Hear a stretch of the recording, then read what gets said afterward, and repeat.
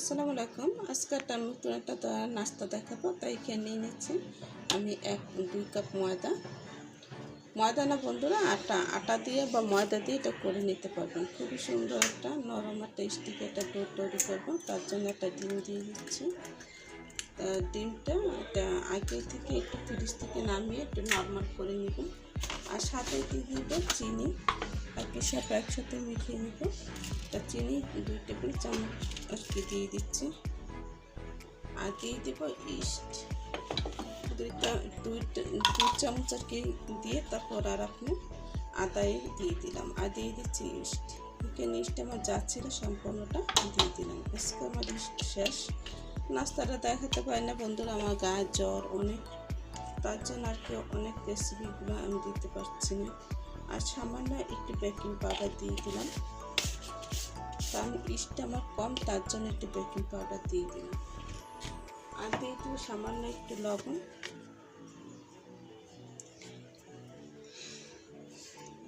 এখন দিয়ে দেবো হালকা নরমাল তাপমাত্রা কুসুম গরম পানি।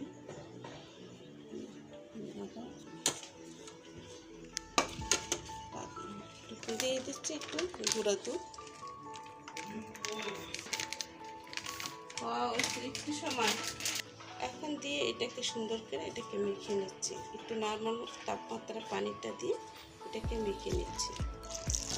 তা এটা হালকা কুসুম গরম পানি দিয়ে এটাকে মেখে নেবেন, যে হাত দিয়ে যেরকম ধরা যায় সেরকম অবস্থায় এটাকে ধরে মেখে নিতে হবে। তাই খুব সুন্দর করে এটাকে মেখে নিচ্ছি।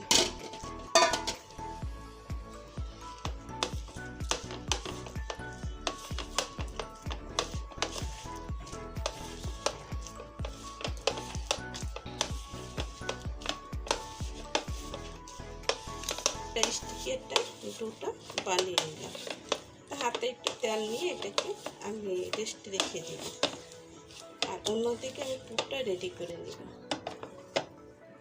তো এই যে আমার স্টিকেরটা ডোটা হয়ে গেছে।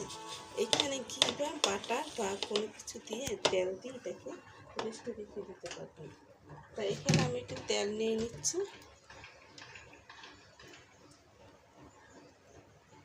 তেলটা নিয়ে এখন সুন্দর করে এটাকে মেখে নিচ্ছি। মেখে নিলে এটা স্টিকি ডোটা এটা হাত থেকে ছেড়ে যাবে।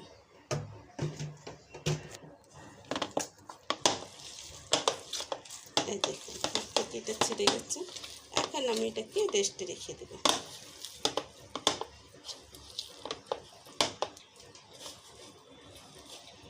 খুব সুন্দর করে এটাকে নরমভাবে এভাবে করে মেখে নিলাম।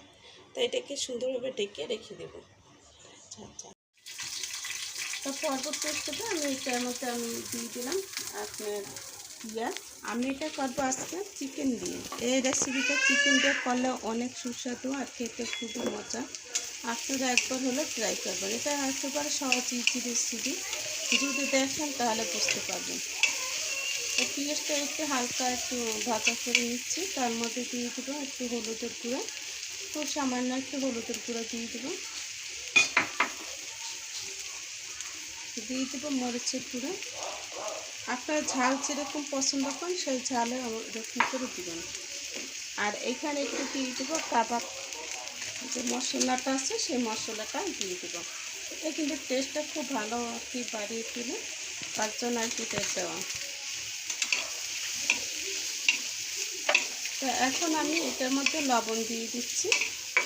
আর লবণ দিয়ে সামান্য একটু ভেজে নিয়ে তারপর গাজর আর আলুটা দিয়ে দেবো, সাথে একটু চিকেন দিয়ে দেবো। চিকেনটা আপনারা কাঁচাও দিতে পারেন বা সিদ্ধ করে আমার মতো সিদ্ধ করে দিতে পারেন, তাহলে আরও টেস্টটা আরও সুন্দর আসে।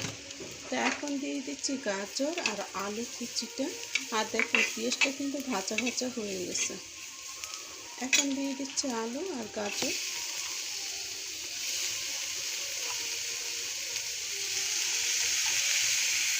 আলু গাজরটা যে আপনার যতটুকু পুর হবে সেই পুরের হিসাবে আপনার আলু গাজরটা দিয়ে দিতে পারেন। এখানে অন্যান্য সবজি মিশিয়ে দিতে পারেন। তাহলে এটাকে খুব সুন্দর করে এটাকে নেড়ে করে আমি এর মধ্যে চিকেনটা দিয়ে দেবো।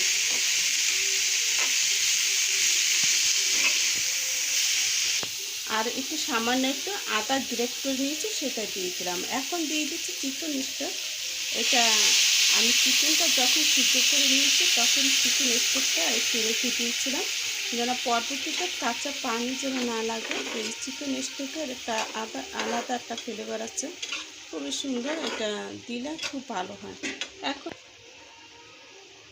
এখানে আমি একটা পিস আমি ছোট একটা পিস আমি অংশটা নিয়ে নিয়েছি। তো এই চিকেন পিসটা দিয়ে আমি এটাকে আজকে সে নাস্তার রেসিপিটা বানাবো, খুব সুন্দর নাস্তাটা হবে। তো এখন নেড়েচেড়ে এটাকে ঢেকে দিচ্ছি। এখন দিয়ে দিচ্ছি ধনেপাতা, আর এটা সুন্দর মতন হয়ে গেছে। অল্প সময়ের মধ্যে এটা কিন্তু খুব সুন্দর একটা আপনার যে পুরটা বানাবো সেই পুরটা হয়ে গেছে। এখন আমি চুলাটা অফ করে দিয়ে আমি ডোটাকে রেখে নেব।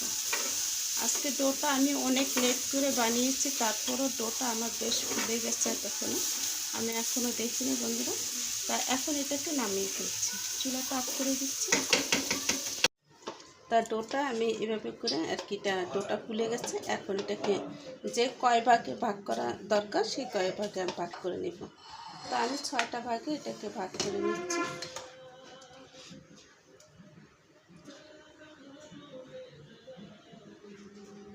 যেগুলো ছোটো হবে একটু বড় করে নেবেন, হাতে একটু ময়দা লাগিয়ে নেবেন। তো কাটতেও পারো না, তো ছোটো করে এরকম করে প্যারা করে নিলাম। তো এই প্যারার মধ্যে আমি এটাকে দিয়ে দিব, ডোটা দিয়ে দিব। এটা সুন্দর করে এটা বুঝে নিতে হবে। এভাবে করে দিয়ে নিচ্ছি, যেতটুকু লাগে সেই পরিমাণ হিসেবে আপনারা দিয়ে নেবেন। তো এভাবে করে নিয়ে তারপর সুন্দর করে একটা ছিল মেরে নেবেন।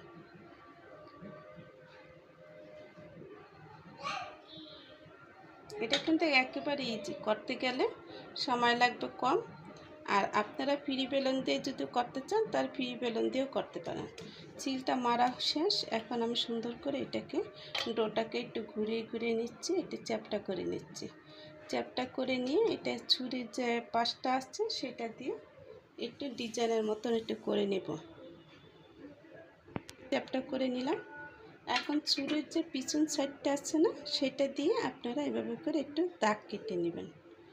এভাবে করে একটু দাগ কেটে নিলে ডিজাইনটা সুন্দর হয় দেখতে। এই যে আমি এভাবে করে একটা আপনাদেরকে দেখিয়ে দিলাম, খুব সুন্দর দেখাচ্ছে না দাগটা। আর এভাবে করে আপনারা এটাকে ভেজে নিতে পারবেন। তো চুলায় একটা প্যান বসিয়ে দিয়েছি, এটার মধ্যে দিয়ে দিলাম। তো এটা এভাবে করে আস্তে করে হয়ে যাবে। তো এভাবে করে উপর থেকে একটু তেল দিয়ে দিচ্ছি। আমি এখানে সরিষার তেলের মধ্যে এখানে ঘি দিয়ে নিয়েছি বন্ধুরা। আপনারা যদি সরিষার তেল ব্যবহার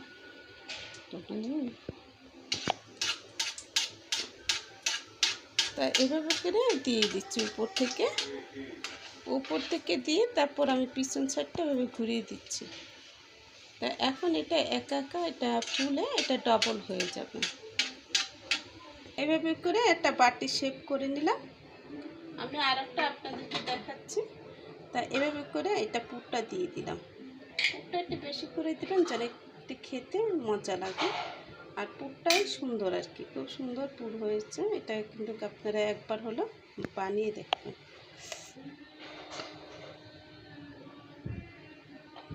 ছিলটা আবার এভাবে করে মেরে দিলাম। এখানে পানি যদি লাগে তাহলে আপনার পানিটা দিয়ে নিতে পারেন। আমার কাছে পানি দরকার হচ্ছে না, তাই আমি দিচ্ছি না।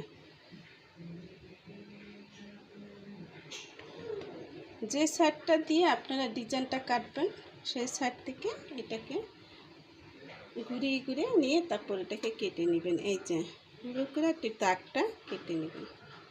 দাগটা করে নিলে এটা সুন্দর একটা ডিজাইন হয়ে যায়।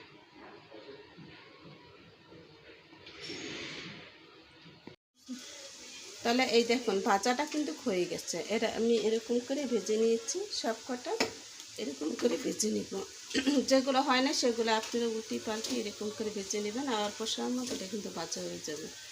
আর এটা ভাজতে বেশি তেল লাগে না বন্ধুরা, অল্প তেলের মধ্যে কিন্তু এটা ভাজা হয়ে যায়।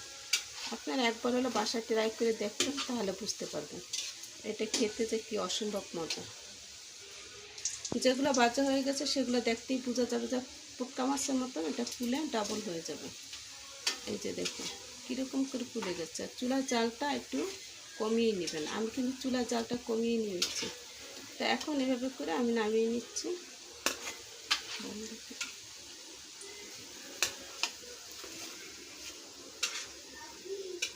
কোনটা পরে দিয়েছিলাম ওইটা। এভাবে করে বানিয়ে নিয়েছি। আপনারা এভাবে করে যদি না বানান তাহলে খুব আর কি, এইভাবে করে যদি বানান খুবই টেস্ট হবে। আপনারা একবার হলে সকাল বিকেলের নাস্তাটা এভাবে করে বানিয়ে দেখুন, সবাই প্রশংসা করবে। তাহলে আমি মূল রেসিপিতে আমি চলে যাচ্ছি। কত সুন্দর লাগছে না? আপনারা এভাবে করে নাস্তাটা বানিয়ে খাবেন। আর এটার সাথে সস ব্যবহার করবেন, সস দিয়ে খেলে খুবই ভালো লাগবে। আর আজকের মতন বিদায় নিচ্ছি বন্ধুরা। আল্লাহ হাফেজ।